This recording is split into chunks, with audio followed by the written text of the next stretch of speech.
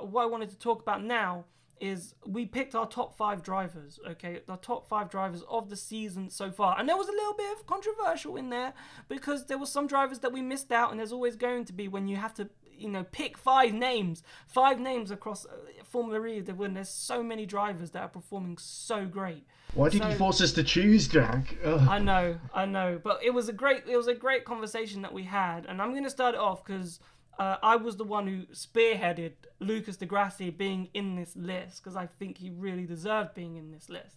So for me, why I put Lucas Di Grassi as number five is because that Audi is so slow.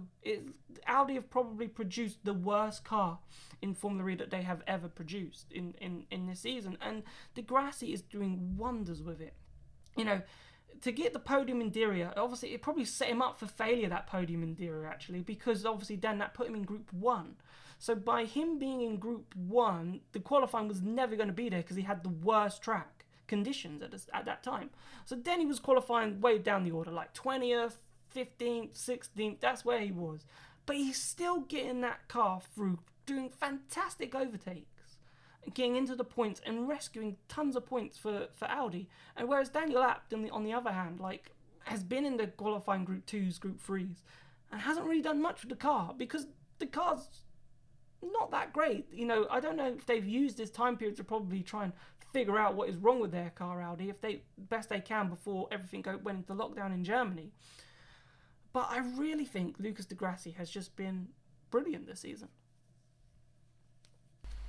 Yeah, I think that's you've made a fair case there, Jack. I would say that when you said that Audi made the worst car they've ever made in their history, I was just thinking of I thought you were about to say they've made the Well, worst not in car their on the grid, Formula but E yeah, history, yeah, not in history. Well, I don't even know what that would be, but at the same time, I just think Lucas Di Grassi's done a great job. Will, you made a case for person who was in fourth. Who was in fourth?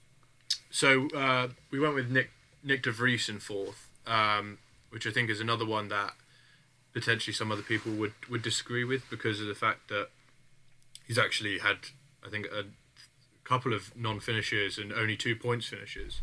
yeah. He's only got 18 points in total, isn't he? Yeah, he's actually been very unlucky so far. He had a podium stolen from him, I think, in Santiago because of a power spike issue that gave him a grid penalty and allowed Mitch Evans to take that podium. And I think something that I've looked at really is that, compared to a lot of the other rookies who are coming into Formula E this season, he's really outperformed them.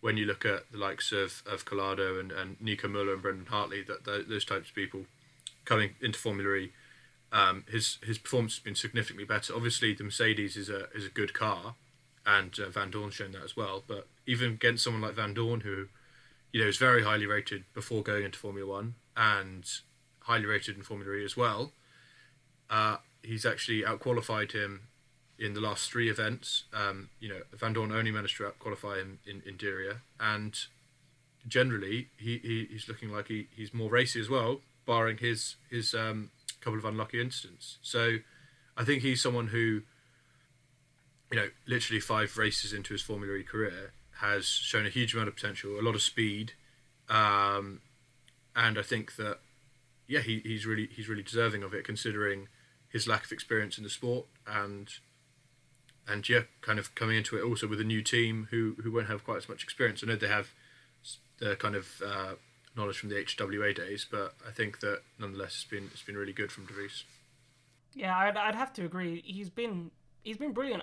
The drive in Santiago for me was brilliant when he stole the podium effectively from Mitch Evans on the final lap, but then obviously lost it for a power spike, which nothing yet he could do, and that sets him back like 2 places I think it was, with the 5-second penalty. But Jack, you went with the driver who was in third. So who did you pick? Yeah, we went for Maximilian Gunther in third. He's probably the least He's definitely the least experienced of the Formula E front runners at the moment. He raced for Dragon last season. He and had to sit out 3 races to for Felipe Nasr to come in.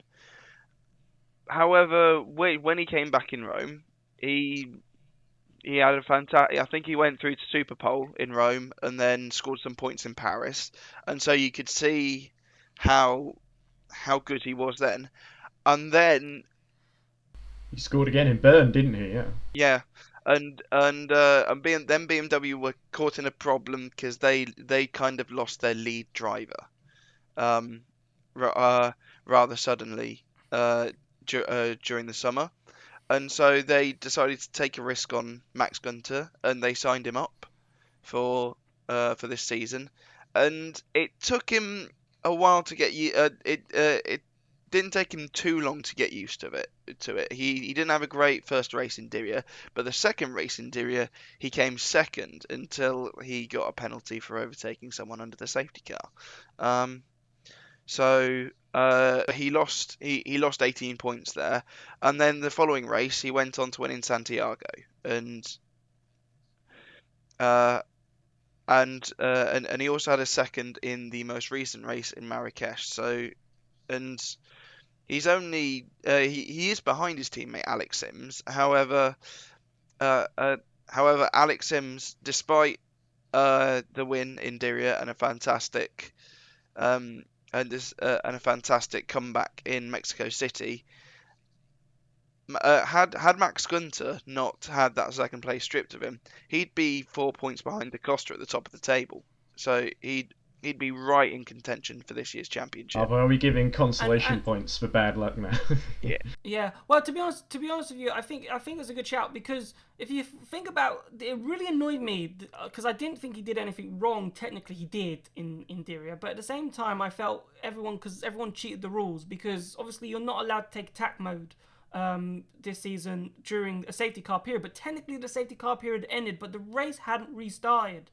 So everyone dived into that attack mode, and then he didn't, and obviously took the places while everyone was going the long way around in attack mode. And I remember watching that race, and I was like, that's just a massive loophole in the rules. Like, how can you say we're banning attack mode used during the safety car period, but then you allow them to immediately, as it finishes, because they haven't actually crossed the safety car line yet, but whoever was leading the race at that time was the de facto safety car, they all took it. I was like, that's wrong. I thought they all broke the rules there, and that's what I mean. Like, I think it's a bit of a grey area, rules, isn't it? That really annoyed me. But the way it kind of transpired, it looked really stupid, and it definitely looked like Gunther was doing something wrong. But yeah, I thought that was really unfortunate. I think it's just that his qualifying has been really, really good as well against Sims, who's clearly a good qualifier, and I think just for someone in their second year coming in against someone who a lot of people after Diriyah were rating really highly in Sims, and obviously had a good season last year as well. I think Gunther is just a really quick driver, and someone I can just see getting better as well. You know, he's still, I think he must be the youngest driver on the grid. Yeah, he is. I think for a long time App was the youngest driver, but you're right. I think Gunther is a year or two younger than him. So Ed, you had Antonio Felix da Costa as our Indeed, number 2, the championship leader. So we didn't go with him as number 1. Why did we not go with him as number 1? Why do you think he isn't the best driver so far? Well, 2 is still pretty high up the list, to be honest. Yeah, I'd agree. Da Costa had I think Diriyah was a bit of a write-off because first race he was a bit anonymous. Second race there was the incident with Bremy, which he got the penalty for, still snuck into, I think, a point in the end because of all the chaos. Then his season really got going in Santiago, where him and Jean-Eric Vergne qualified. I think he qualified about 10th. I think as the race went on, worked his way up and fought with Gunther for the win. Gunther eventually outsmarted him, as we will remember, on the last lap because Da Costa basically overheated his car trying to get by Gunther. But it was still a good performance, even though Da Costa was really annoyed at the time they didn't get the win. Then Mexico, he came second again after basically fighting Jean-Eric Vergne all the way through the race, and there was a bit of team orders involved, but eventually he came out on top, put pressure on Sam Bird. Sam Bird crashed out, overtook Sebastian Bremy fairly straightforwardly, and among others, narrowly avoiding that incident with De Vries, I remember as well. And then of course there was the most impressive performance I have to say was Marrakesh, where he qualified on pole despite it being in Group 1, and so basically made the Super Bowl, then got on pole again. and then in the race drove a very strategic race actually. Once again getting into battle with Gunther, the third place guy in our list. But this time he let Gunther go fast and decided to trail behind him and slipstream him basically.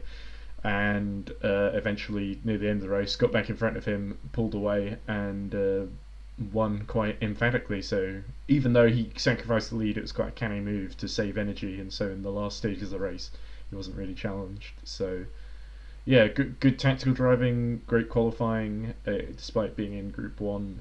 Overcoming adversity, great overtakes. So there's a lot going for the Costa, but I think there's one better on the list, and that would be well, I'll let you tell them in a moment, Jack.